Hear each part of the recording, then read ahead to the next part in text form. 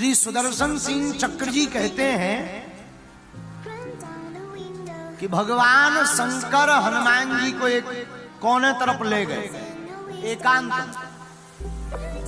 और धीरे से कान में बोले राम जी के दर्शन करोगे, अयोध्या में प्रकट हो गए। तो दोनों एक ही रूप हैं, शंकर सुवन केसरी नंदन। तो शंकर जी ने सोचा हमें तो दर्शन करना है, पर लाइन में लगकर एक बार दर्शन मिलेंगे, दो बार बार लाइन में जाएंगे कोई पकड़ लेगा। उपाय क्या है? शंकर जी ने सोचा बच्चा जब बड़ा हो जाता है तो जादूगरी देखने का बड़ा शौक होता है।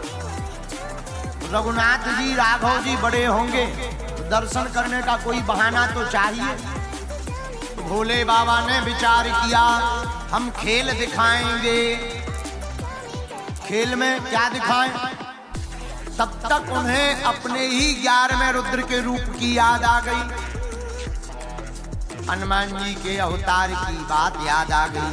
हनुमान जी वानरा राम भीषम है, वानराकृति है।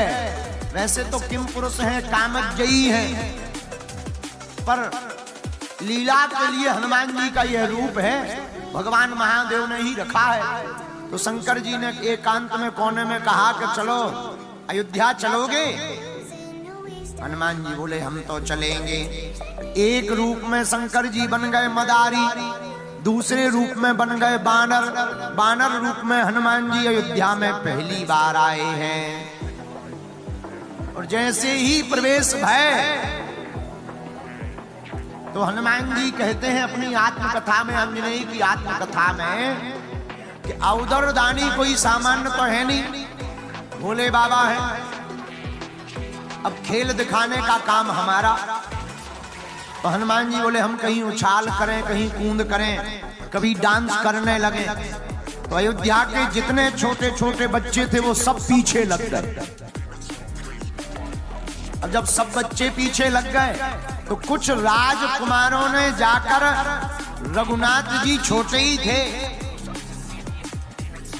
लगभग 5 वर्ष के, रघुनाथ जी के पास जाकर के बताया एक बड़ा प्यारा बानर आया है।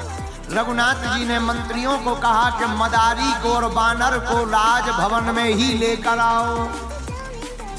जब भगवान शंकर जी को पता लगा, शंकर जी ने सोचा बढ़िया बात बन गई। अब भोले बाबा हनुमान जी को लेकर राजभवन में पहुंच गए। हनुमान जी कहते जब हमने देखा तो वात्सल्य की मूर्ति रघुनाथ जी एक तरफ, छोटे छोटे चारों कुमार बैठे हैं, राजगद्दी पर दशरथ जी बैठे हैं, वशिष्ठ जी विराजमान हैं, सब बड़े बड़े मंत्री विराजमान हैं।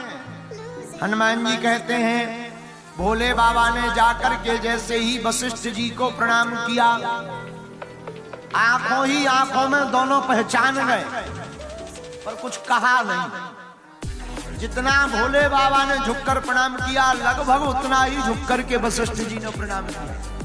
क्यों? क्योंकि ये पहचान गए कोई साधारण मदारी नहीं है।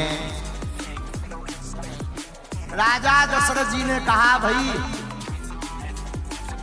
आपको हमने बुलवाया है, वैसे आना तो हमको ही चाहिए, लेकिन कोई बात नहीं, हमारे आप राजभवन में पधारे तो स्वागत है। हमने सुना तुम्हारा बंदर बड़ा कलाकृति का है, खेल दिखलाओ। एक रस्सी में हनुमान जी बंधे हैं। आहा, देखो कितनी अद्भुत बात। जो रघुनाथ जी दुनिया के बंधन खोलते हैं उन्हीं के सामने हनुमान जी बंधे हैं।